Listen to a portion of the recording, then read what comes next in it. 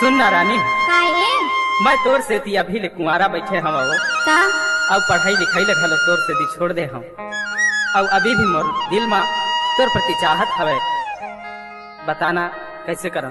सुनथास हाँ, मोर बिहाव ह भले हो गे हेगा, महू तोला अब्बड़ माया करथा। सिर तुन वो सही माँ अब कैसे लगा थे बताओ?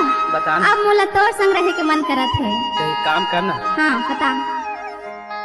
तुर भी हाथा जोड़ीला छोड़ दे अब मोला बना ले वो। तुर भी हाथा जोड़ीला छोड़ दे अब मोला बना ले वो। अब मोला बना ले वो, अब मोला बना ले वो, अब मोला बना लेना। मोर बिहाता जोड़ीला छोड़ दे ओए अबे ताला बनाऊंगा। मोर बिहाता जोड़ीला छोड़ दे ओए अबे ताला बनाऊंगा।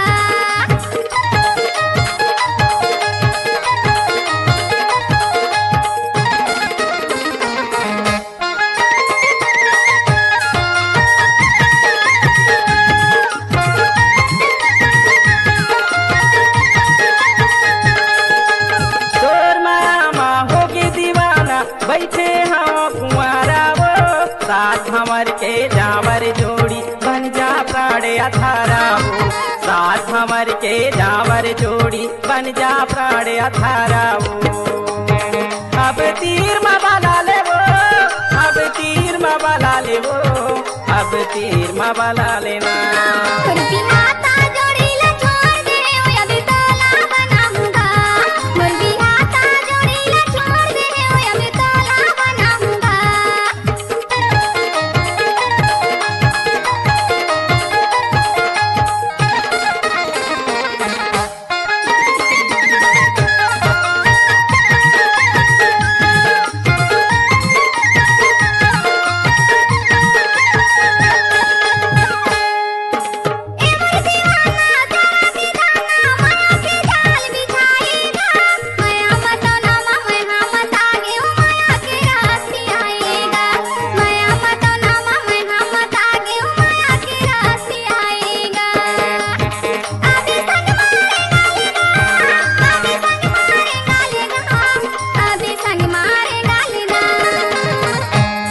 तुर भी हाथा जोड़ीला छोड़ दे अब मोला बना ले वो।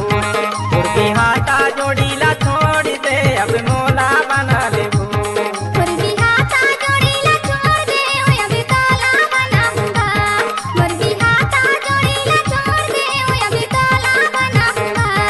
अब मोला बना ले वो, अब मोला बना ले वो, अब मोला बना लेना।